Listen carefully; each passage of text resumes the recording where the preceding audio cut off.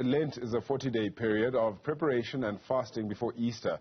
It's been being observed by Christians across the world at the moment. Many give up something they enjoy during Lent, such as alcohol, watching television, or even social media. The period is intended to remember Christ's temptation by Satan in the wilderness and his period of suffering. To elaborate on the significance of this period, we are joined by Bishop Malusi Mpumlwana from the South African Council of Churches.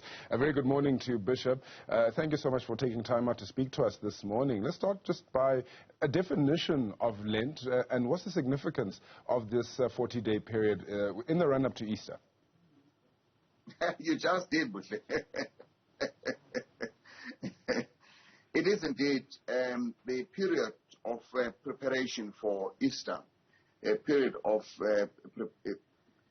observing the 40 days. Sometimes it's more than 40 days, and actually, in fact, the days are always more than 40 days because it does not include Sundays, because Christians do not fast on Sundays, as is the day of joy and celebration. It is a day of remembering the resurrection. So you'll find that the days between Ash Wednesday and Easter are actually more than 40. So the central themes are those of our spiritual growth as we walk alongside the temptations of Christ, but also focusing on the love of God manifest in the suffering that is upcoming on Good Friday and the joy of the resurrection at Easter. It is also a period of preparation for baptism because traditionally on Easter Eve, that is Saturday before Easter, on the Easter Vigil, usually there are baptisms across the world at this time. And so it is kind of like preparing people for being grafted into the body of the risen Christ. It's also a time when there is an obligation to extend the love of Jesus through direct acts of social responsibility. Usually that includes alms giving, making gifts to people that are in need, as well as acts of social action as appropriate.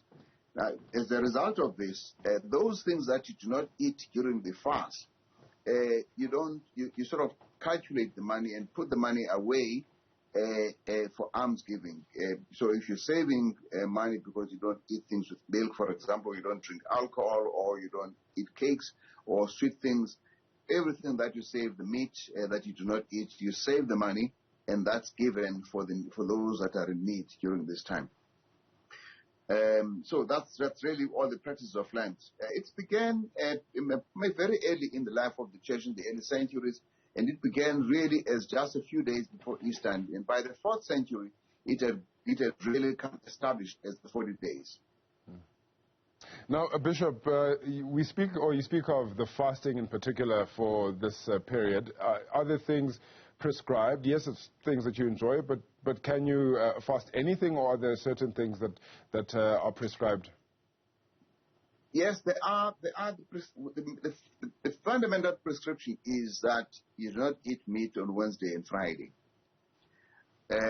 And on those days, you people sort of make up with fish or vegetarian.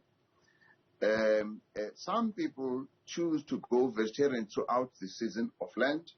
Others choose to eat fish throughout the season of Lent. Others, but the real prescription is no meat on Friday and on Wednesday.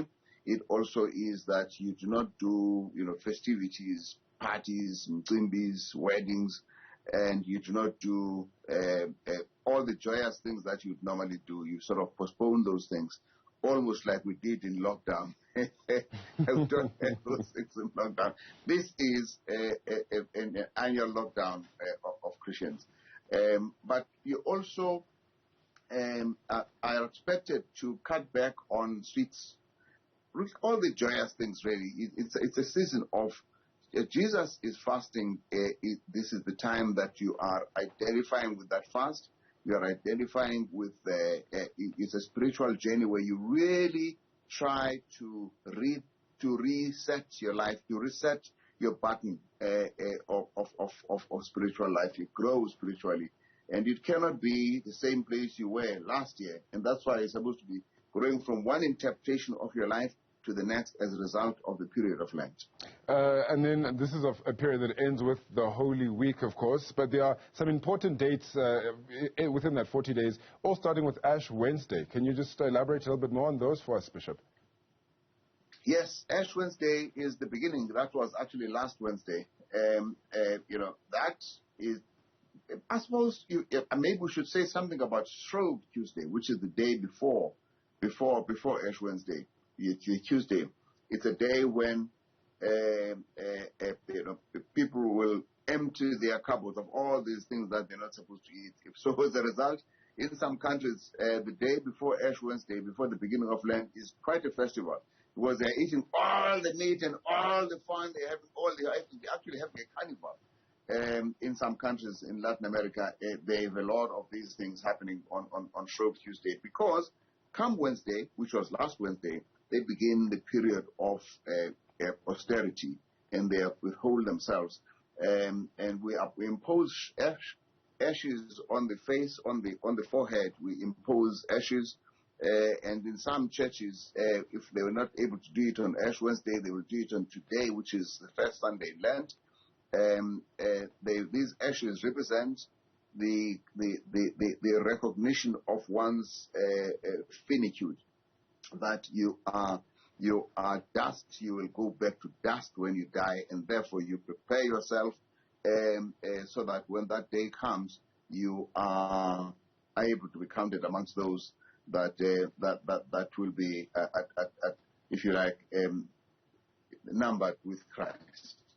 Is Lent observed across all the denominations, Bishop?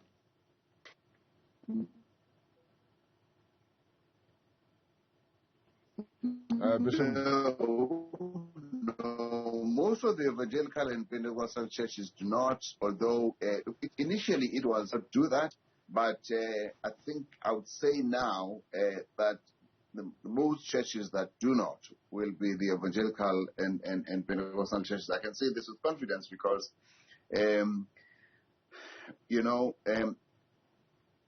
we were looking at something, in Brazil, the Brazilian church does something very interesting. Every year on Lent, they say, what is it that this country, that we as Christians in this country should repent of?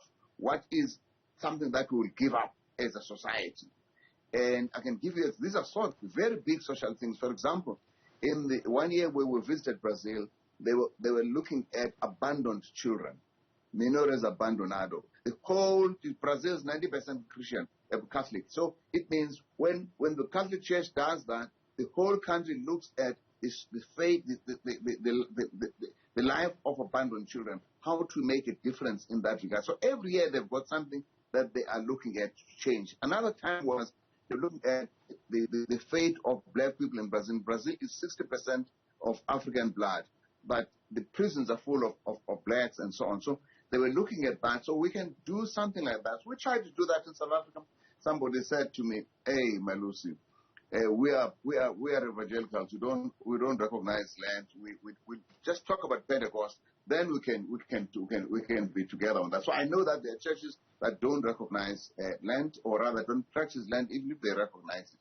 It is a time of change, and that is why if we were to do that in this country, we'd be able to say, "Hey, let's get rid of corruption. Let's use the season of Lent to everybody be vigilant against corruption," for example, and do something about it. So it is a time when Christians ought to really do something meaningful. That's why I said earlier, it is about social action. It's about almsgiving. It is about expressing the love of Christ. It is about preparing ourselves to walk with Jesus into the passion, the death of Good Friday, and the joy of the resurrection on Easter Day. And having said all that you've said, Bishop, just contextualize how important this period is on the Christian calendar.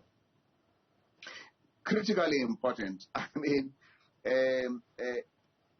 remember that the first and most significant event that caused the recognition of Jesus as God was, in fact, his death and resurrection. So this Good Friday and Easter become the fundamental call to Christian living.